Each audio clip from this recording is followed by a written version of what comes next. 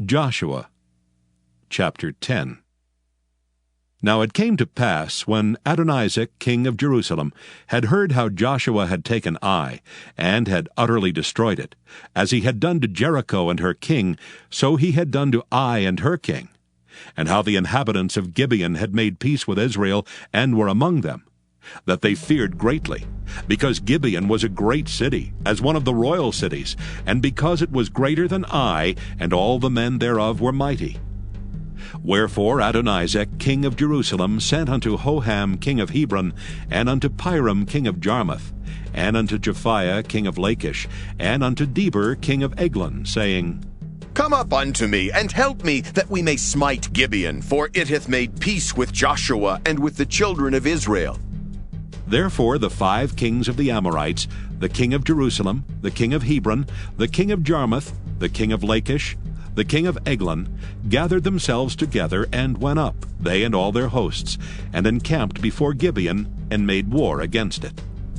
And the men of Gibeon sent unto Joshua to the camp to Gilgal, saying, Slack not thy hand from thy servants. Come up to us quickly, and save us, and help us, for all the kings of the Amorites that dwell in the mountains are gathered together against us. So Joshua ascended from Gilgal, he and all the people of war with him, and all the mighty men of valor. And the Lord said unto Joshua, Fear them not, for I have delivered them into thine hand. There shall not a man of them stand before thee. Joshua therefore came unto them suddenly, and went up from Gilgal all night. And the Lord discomfited them before Israel, and slew them with a great slaughter at Gibeon, and chased them along the way that go up to Bethhoron, and smote them to Azekah, and unto Makkedah. And it came to pass, as they fled from before Israel, and were in the going down to Bethhoron, that the Lord cast down great stones from heaven upon them unto Azekah, and they died. They were more which died with hailstones than they whom the children of Israel slew with the sword.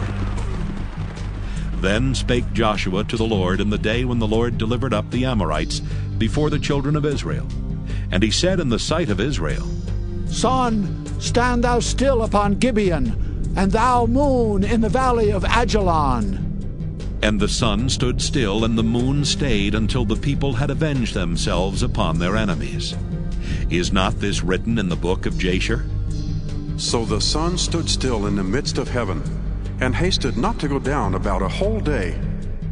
And there was no day like that before it or after it, that the Lord hearkened unto the voice of a man. For the Lord fought for Israel. And Joshua returned, and all Israel with him, unto the camp to Gilgal.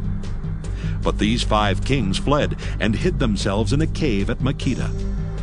And it was told Joshua, saying, The 5 kings are found hid in a cave at Makkedah. And Joshua said, Roll great stones upon the mouth of the cave, and set men by it for to keep them. And stay ye not, but pursue after your enemies, and smite the hindmost of them.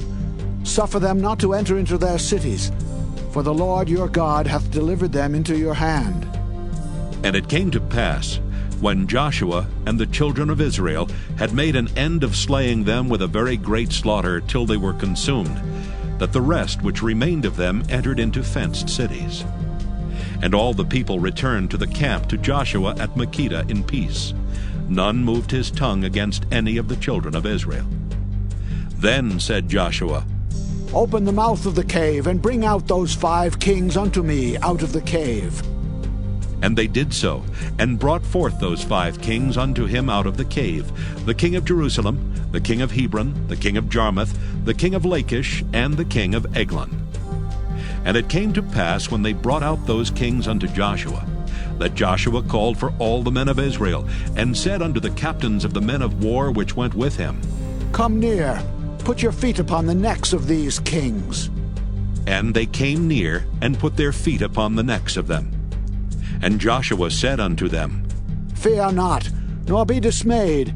Be strong and of good courage, for thus shall the Lord do to all your enemies against whom ye fight.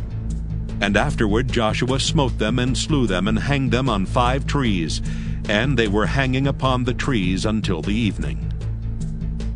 And it came to pass at the time of the going down of the sun that Joshua commanded, and they took them down off the trees, and cast them into the cave wherein they had been hid, and laid great stones in the cave's mouth, which remain until this very day. And that day Joshua took Makkedah, and smote it with the edge of the sword, and the king thereof he utterly destroyed, them and all the souls that were therein. He let none remain. And he did to the king of Makkedah as he did unto the king of Jericho.